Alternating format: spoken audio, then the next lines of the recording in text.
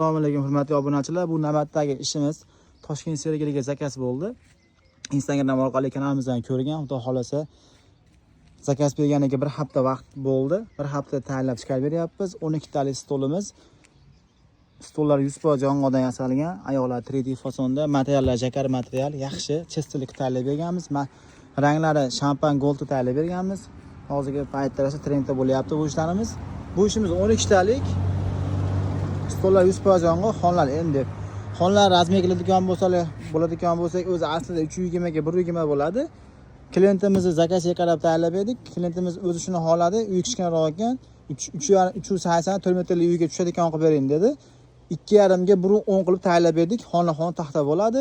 Bemalol xuddi shunaqa holatda tushadi.